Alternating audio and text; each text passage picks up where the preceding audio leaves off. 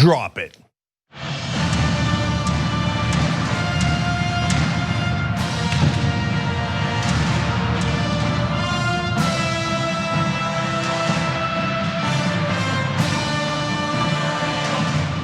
Look at this old school power panel.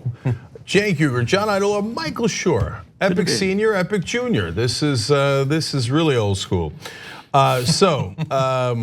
And I'm here too. That's also old school these days. Arguably. All right, we got a great show ahead for you guys. Really interesting details on the killing of Suleimani and why Trump might have done it in the first place. Okay. And then, hey, we're finally gonna have impeachment. Pelosi's sending it over next week. What are the details of that? What does that mean? How quickly does it go? What are the rules involved? And of course, most importantly, will there be witnesses? So lots to get to on tonight's program. So without further ado, here's John Iadarola. Okay, let's do that. Why did Donald Trump authorize that strike against Qassim Suleimani about 1 week ago? Well, the official word out of the White House has shifted over time. There was always some imminent threat. We've got later on in the show some more detail about Mike Pompeo attempting to explain what that means. But last night, the Wall Street Journal had an article, and in it, they had a reference to one other thing that might have been on Donald Trump's mind as he was making that decision. The section read, Mr. Trump, after the strike, told associates he was under pressure to deal with General Soleimani from GOP senators he views as important supporters in his coming impeachment trial in the Senate, associates said. That's not something that he or Mike Pompeo have brought up when asked about the rationale to launch us into this conflict. To be fair, John, they have constantly been talking about an imminent threat. And maybe they just crossed their wires and they meant the imminent threat of impeachment. And Mike Pompeo's been saying he doesn't know how imminent, when it's gonna happen. It's because Nancy Pelosi has held her cards close to her chest. That's true. Now they know though, it's coming next week. This is really inappropriate. I know, welcome to the Trump world, right?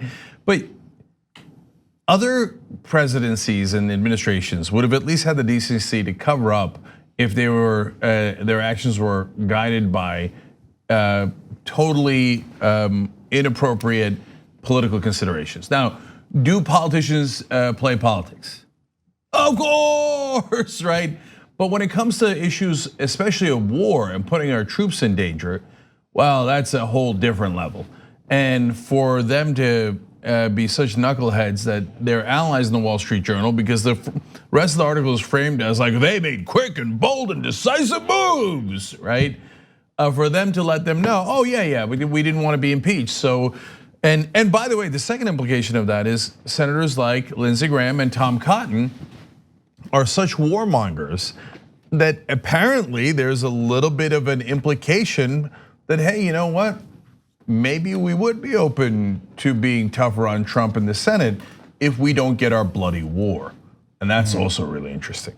One thing that people aren't talking about after reading this is not just the sort of the impeachment distraction argument that people were talking about. I don't know how much I believe that, but what this speaks to me is also the fragility of support. Even though it's widespread, it seems that there's some fragility to the support the president enjoys among Republicans and in the Senate. And as you get closer to an election, as you get closer to another even year in 2022, you have this feeling that maybe Republicans are starting to look at these poll numbers and think that these things matter. The other part of it is you had lots of members of the military, former members of the military, testifying in front of the House Judiciary Committee, and military members of the US Senate, Republicans and Democrats, but Republicans in this case, will look at that and they will say, we have to actually give some sort of leverage to the people who testified who were members of the military.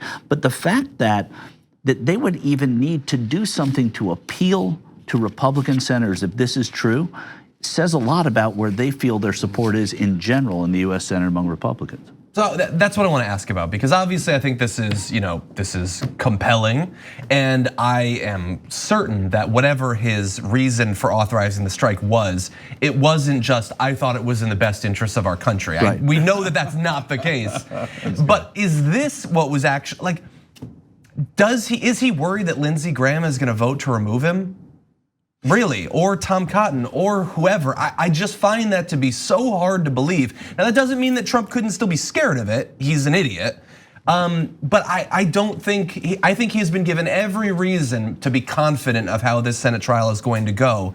To do something this out of left field, because of that fear in particular, I find hard to buy. Well, so let me partly agree with both of you. So I don't think that it's a credible threat that Lindsey Graham and Tom Cotton are gonna vote against him in impeachment. No way, no way. On the other hand, the part I'll agree with Michael on is you only need 4 Republican senators to call witnesses. Right. And the witnesses could be very, very damaging. So, but Cenk, these weren't the Republicans that were going to be voting for witnesses. Presumably, Tom Cotton is with the president. Lindsey Graham's with the president. You don't do this to appeal to Lisa Murkowski and Mitt Romney and Susan Collins. And, no, I know, yeah. but the only card that Graham and Cotton have, the warmongers have, is, well, like it's such a preposterous idea that they would vote against them in impeachment. But it's not preposterous for them to be the 4th vote if Murkowski, Collins, and Romney vote to allow witnesses. Now, but do I think that even that is a credible threat? No, not really.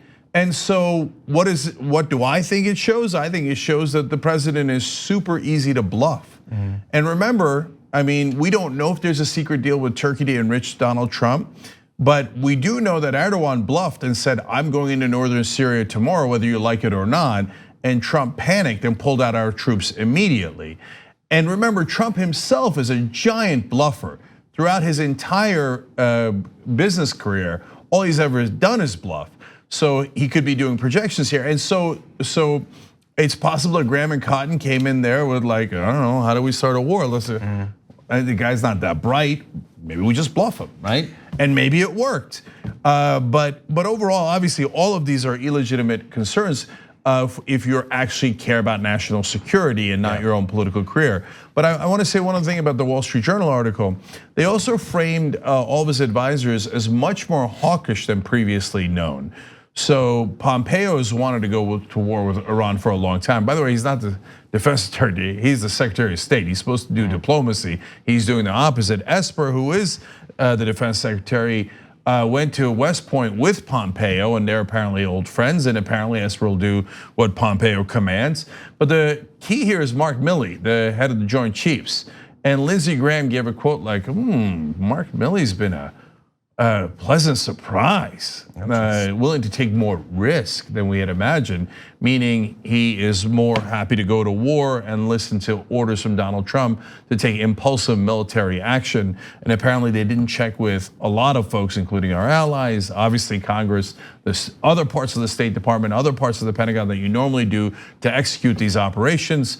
The Trump administration rushing in haphazardly, who could have guessed? But it turns out the people that are around him now in the Oval Office are simply enablers. He's gotten rid of any dissent. So that's more dangerous because that means any given impulse driven by insecurities or political calculations at any given moment, which could change later, but at that moment will be executed and could lead to disastrous consequences. It says a lot that John Bolton was not hawkish enough for this crew, apparently. That they just, John, sorry, you gotta get out of the room. But you can just sort of picture like all of them like in a room in the White House cheering as they go to like get ready for war with Iran, and like the window looking in is Bolton with his hand on the glass. Like he just wishes he could be part of that club. But let me talk, you were talking about impulse and insecurities. So I wanna throw it back as a potential alternative explanation that I believe might be a simpler explanation. So we had this sort of bombshell accidentally, kind of, from the Wall Street Journal last night. Over the weekend, we had New York Times reporting that was like ignored by everyone, and I don't understand how. But effectively what they said is, and I'm gonna skip ahead one graphic. Initially, you had the death of the military contractor in that attack in Iraq. And then you had the heads of the Pentagon coming forward and giving a menu of potential options from least severe and crazy to most severe and crazy, including the option to take out Soleimani, which was considered to be, well, no one would actually do that. But apparently they like to put things that seem crazy on to make other options seem more reasonable. And so at first, it seemed everything was going according to plan. Trump rejected the option to kill Soleimani to respond to a wave of recent Iranian sponsored violence in Iraq. Instead, he authorized airstrikes against Kataib Hezbollah. Then things changed when protesters gathered outside the US embassy in Baghdad on Tuesday. Iranians saw the US response as disproportionate, but Trump became increasingly angry at the images he saw on television as protesters stormed the embassy. Suddenly, Trump was worried that failing to respond to the protests would look weak. By Thursday, Trump had decided to go forward with the killing of Soleimani, and top Pentagon officials were stunned. That's a direct quote from the New York Times article. They had assumed he would go with the less risky option. And I think to buttress that this might be explanation enough, how many times over the past week has Donald Trump said, this was the anti-Benghazi, this was the opposite of Benghazi?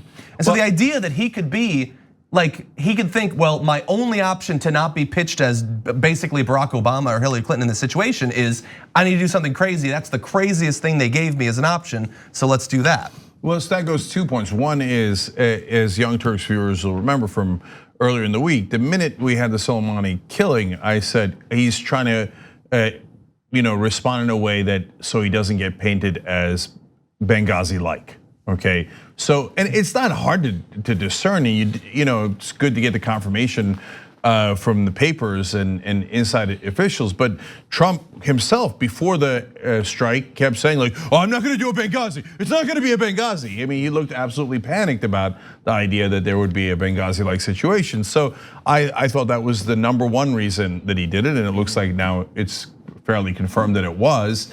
But apparently, there's also these political considerations. So maybe in his mind, he thought it was a win-win. I helped myself politically with impeachment, and I look tough, which gets me to the last point.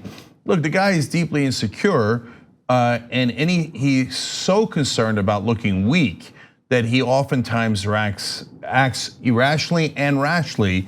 And now we have a team, according to the Wall Street Journal, again, they're largely allies of the president, but they're telling us, yeah, his team will do whatever he says, and they're comfortable with more risk and more war, and they don't really want to check with anyone else. That sets up an absolutely explosive situation. Seems like we barely avoided it this time around, apparently thanks to Tucker Carlson. But God knows what happens next time. And if Donald Trump is listening to the wrong Fox News show, well, the whole world better brace for impact. Yeah, it reminds you of President Cheney when he had this kind of control over that part of the White House. Yeah. But even with Cheney, he always wanted to go to war. But ironically, his slight check for 6 years was Bush, and in the last 2 years, Bush even rejected Cheney. But in the last 2 years, but when there've been the first 6 were a disaster. So, the first 6 were the Cheney administration. But he had to maneuver things. He had to move things around on the chessboard. Whereas these guys just come in and go, "Hey, Trump, we'll hurt you slightly politically." Okay, I'll do it. Hey, Trump, you look weak. Oh yeah, I'm strong. I'll do it. Right, so that's much easier because I mean I remember during the Bush years we just thought there's no way a president is ever going to be this unintelligent again. Oh boy, were we wrong. Oh, so I'm not afraid to next. Yeah, exactly. I mean, remember in the old days, Reagan was considered very unintelligent. That was the main knock on him. And then the Xerox copy got way worse in Bush, and then it got way worse in Trump. Oh my God, what's next? Yeah, and 2 other quick considerations. One, I guess thank God that the craziest option they came up with was taking out Soleimani and not, bomb Tehran or whatever, which could have been an option, or bases in Iran. And also, like imagine if as he's sitting stewing, he's watching the news, people have surrounded the embassy, they set the outer room on fire or something, and he's just getting so mad and he feels like I look weak, I'm gonna look like Obama. Imagine if he had just relaxed. That would have been it. We wouldn't be talking about the storming of that embassy anymore. It wouldn't even be a story. But now died. Hundreds of people have died as a result of his freak out over it. Yeah. Anyway, imagine what he's going to do if there's a rogue militia group, a rogue terrorist group, somebody who has no affiliation with any national government at all, doing something that is perceived here as on the level with what happened at the embassy. Imagine that response if what Cenk is saying is true, is that everybody's just a yes man and one maybe yes woman in the room. It's an amazing thing. Yeah, look, last thing, guys. It's amazing we made it this far without him blowing up the planet, but we still have 1 long year left. And remember, in that year, the market could crash, which could make Donald Trump very, very insecure. And either because of that or just for other reasons, his polls numbers could get even worse. They've always been terrible, but they could get into the 30s, in which case that would inspire panic.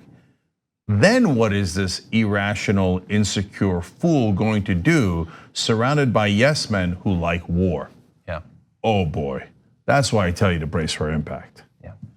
Why don't we take our first break? Yes, we'll be right back. We hope you're enjoying this free clip from the Young Turks. If you want to get the whole show and more exclusive content while supporting independent media, become a member at tyt.com/join today. In the meantime, enjoy this free segment. All right, back in the Young Turks. Let me read a couple of comments as usual. Jody's Ones writes in from the member section, yay, Michael Shure. I was just wondering earlier this week where the hell he'd gone. Well, it's right here, isn't it? Right here. Jody, thanks. It's good to be back. I bathe in a very stable genius's tears writes in. Republicans have hitched their rotting wagon to a horse frothing at the mouth. They have to have a united front in order to survive, even if there's some dissent. I kind of like that metaphor, though. Political cartoon. Yeah, a year from now, we'll see how that goes, right? Me Papito writes in on Twitter. I started watching Game of Thrones recently, and oh my God, Cenk was right. Trump is Joffrey Baratheon. Keep watching. Yes, well, anyway, so that's not a prediction or anything like that. It's just anybody who's watched Game of Thrones. He's an immature, spoiled little brat who is malicious and has no empathy. Kind of a layup. Yeah. And then Little Mac in YouTube Super Chat says, this country has been going down a dark path for quite some time. We're coming to an abyss. Help us, TYT. You are our only hope. I like that we're the Obi-Wan Kenobi of media. Thank you, though. By the way, thank you for using YouTube Super Chat. Thank you for being members, tyt.com/join. In fact, guys, I'm gonna talk about the affiliate program here. So a lot of you know we're doing an affiliate program. What that means is you guys selling membership. And that way you get commission. You get commission on everyone you sell, but not just at the time of sale. You get it as long as the person remains a member. So once you sell it once, that income keeps coming in every month, okay? So it's at tyt.com/win-win. We're trying to get to 2,500 basically sales affiliates that are you guys. We're trusting you to help us increase membership, which is, it's literally unprecedented. No media company has ever done this before.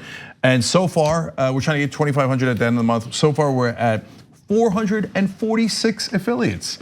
So look at that. We just added 446 salespeople to TYT staff. So you guys are awesome. And make sure you're signing up. And if you do, the whole process is really easy, but go all the way through. Make sure you pick your avatar so that people know who you are when you send them the link. But there's also the chat room, so you guys can talk to one another, and people are already talking to one another, sharing tips on how to sell, and asking questions and getting answers back on how to make it easier. And so far, look, the sales are a little harder, but we're picking up a little bit of momentum. 16 members added through you guys. So let's keep it going. I love it, and hopefully it'll be the win-win that we are imagining. And so far, off to a great start. Thank you. Yes. All right, John. Okay, let's jump back into it. We have been trying to get specifics on what the intelligence actually was that led Donald Trump to order the strike on Qassim Suleimani last week, and Mike Pompeo has been interviewed multiple times about this. We're not necessarily learning much, but let's see, from his appearance last night on the news, what do we know about how imminent the attack was, what it might actually look like? Here he is. There is no doubt that there were a series of imminent attacks that were being plotted by Qassim Suleimani. We don't know precisely when, and we don't know precisely where. See what? Look, all right, the where is funny and interesting. We'll get back to that. But if you don't know precisely when, by definition, it was not imminent. Right, that's the basic part of it, is that is a part of the word imminent, is that it implies that it was imminent, was about to happen now, or it's about to happen the next day or week, Which implies you knew when it was happening. Yeah. Otherwise, all right, Soleimani might have planned an attack 2.5 years from now, or he might not have. And also, to what Pompeo just said, is there ever a time where these people are not plotting attacks? Does that mean that we are warranted to go in and do it at will like that? No, that's what they do. That's what terrorists do. As far as we know, historically in modern day, they plot attacks, right? So that doesn't. When they get to a certain stage of it, they're always thinking about it. What defines plotting? I mean, this is so not worth what they did in response. They dig themselves deeper, and again, who knows if it matters. And let's say their response to what you said would be, yes, he is always plotting attacks. Well, he's not a rogue operator. He's one of the generals of the Iranian military, which means that if you want to have carte blanche, you can take out their leadership whenever you want, declare war on Iran. Because you clearly believe that we are in a state of war with Iran. Exactly. That you're justified to take out their political and military leadership whenever you want. Completely. I was just referring to it as far as imminence, but you are 100% right about that, because that's what would warrant something. It would warrant something like that. They're actors within a government, and then you take on that government. Actually, we took them on by stabilizing them with a nuclear peace deal.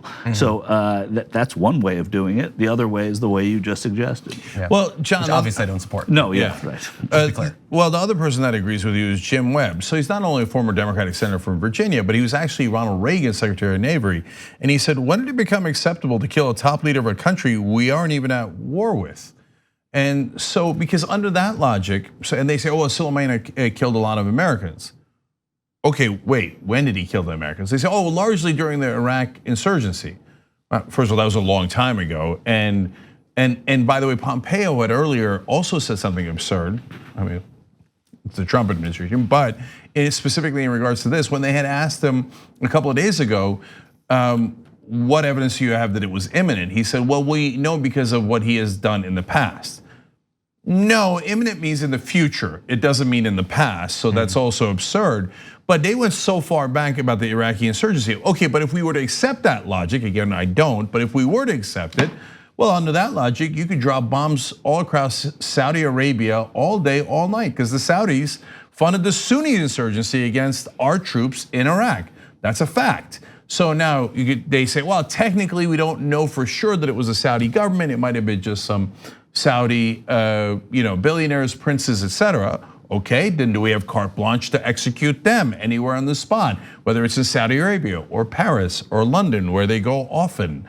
So are we gonna just start executing foreign leaders left and right because of what they've done in the past, or because maybe they might do something in the future, which apparently now means imminent? Yeah. And so, and again, we're trying to drill down, what did it actually look like? Was there anything to this? And so, the interview that you saw a bit of earlier, we're gonna give you a little bit more, but understand that Pompeo is gonna have to respond to something that Donald Trump had said yesterday at his rally, where they had been saying imminent attack for days now. But all of a sudden at this rally, Donald Trump came up with, it was the embassies. They were gonna attack all of the embassies. And so Pompeo's asked to respond to that, and here's what he said. Well, the president said Soleimani wanted to blow up the embassy. Is that accurate? He wanted to blow up the embassy. It was his forces that penetrated our embassy just a handful of days before that. Kataib Hezbollah warriors, orchestrated, directed by Qassim Suleimani himself. I don't think there's any doubt that Soleimani had intentions not only to take action against our forces, our diplomats in Iraq, but in other countries around the region and world as well. That does not confirm what Trump came up with, apparently spontaneously at his rally. Well, politicians are pretty good at getting around and question. If you notice, he did not answer, were they planning to blow up the embassy? He said, well, I mean, they did something in the past, which actually didn't even really cause any casualties at the embassy and didn't really, I mean, barely penetrated the embassy. There's some dispute as to whether it did or not in the reporting. So that doesn't answer whether they were gonna blow up the embassy at all. Yeah. And when he doesn't answer it, that means there was no such thing. Right. Well, and now we'll get to see, because that was last night. This morning they have their little press conference, and he's asked about some of the comments he made in that interview, and let's see how capable he is of making what he believes now square with past statements and Trump's recent statements as well. Mr. Secretary, the administration said this strike was done based on an imminent threat, but this morning you said we didn't know precisely when and we didn't know precisely where. That's not the definition of imminent. The president has also suggested that there was some sort of attack being planned against an embassy, perhaps several embassies. Can you clarify, did you have specific information about an imminent threat, and did it have anything to do with our embassies? We had specific information on an imminent threat, and those threat stream included attacks on U.S. embassies. Period. Full stop. So you were mistaken when you said you didn't know precisely when and you didn't know precisely where. Nope, completely true. Those are completely consistent thoughts. I don't know exactly which minute. We don't know exactly which day it would have been executed, but it was very clear. Qassim Suleimani himself was plotting a broad, large-scale attack against American interests, and those attacks were imminent. Against an embassy? Against American facilities, including American embassies, military bases, American facilities throughout the region. That is maddening, because think about what, it's so insulting. What they want you to believe is true is that this man, Qassim Suleimani, he was plotting imminently. So not just plotting in some general sense, but it was about to happen. And it was facilities, bases, and embassies in Iraq and across the region.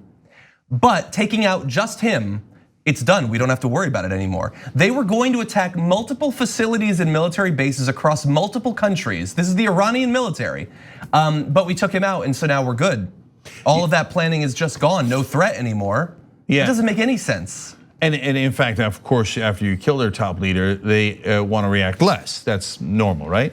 And there's nobody to replace him either. Yeah, that's what I was going to get to. John, what John doesn't know, he's a rookie, is that Iran has no other generals or colonels or anyone else who could take his place and carry out those so-called imminent threats, which they would be far more motivated to do now that you killed their top general.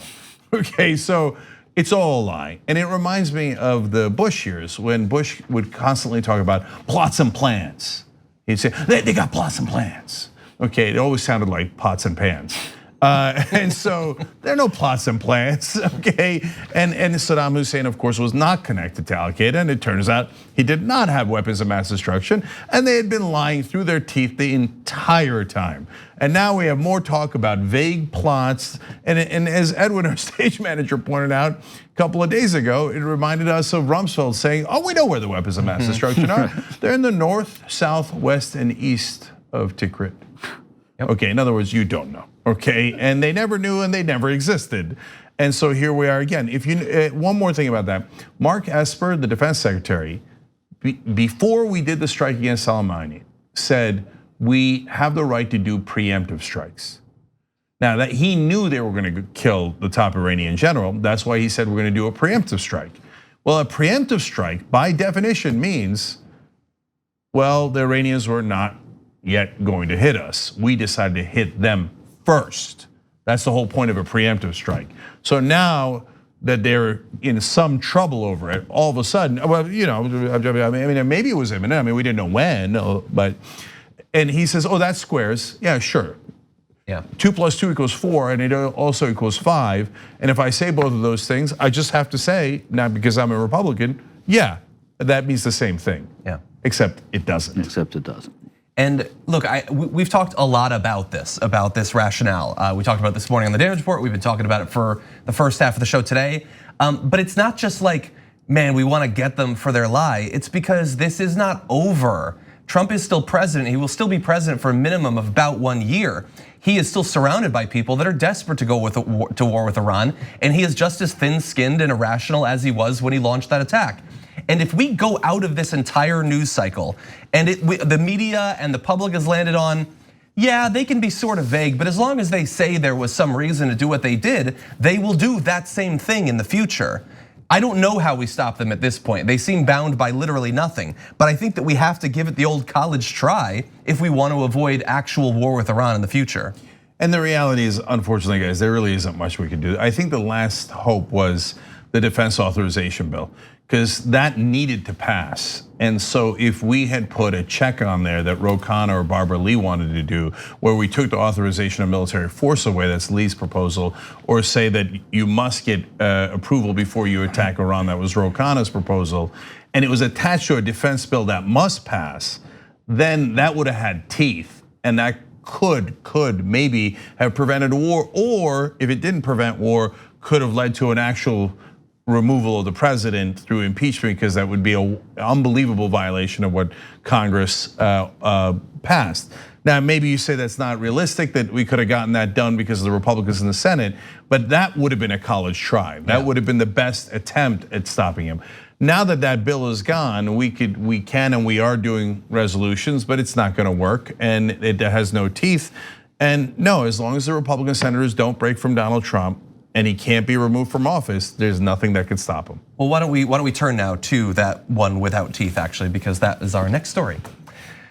Today, the House passed basically an invocation of the War Powers Act, and that passed with a vote of 224 to 194.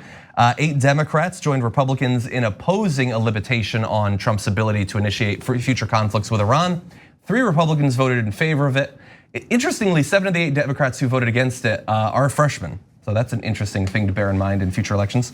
But in any event, the resolution, which is called a concurrent resolution, which is different than a joint resolution with the Senate, and means that in effect it's a little bit easier to pass but more difficult for it to have any actual effect on Trump's future actions, directs the president to terminate the use of the US armed forces to engage in hostilities in or against Iran or any part of its government or military unless Congress has declared war or specifically authorized engaging in hostilities, or if such use of the armed forces is necessary and appropriate to defend against an imminent armed attack upon the US.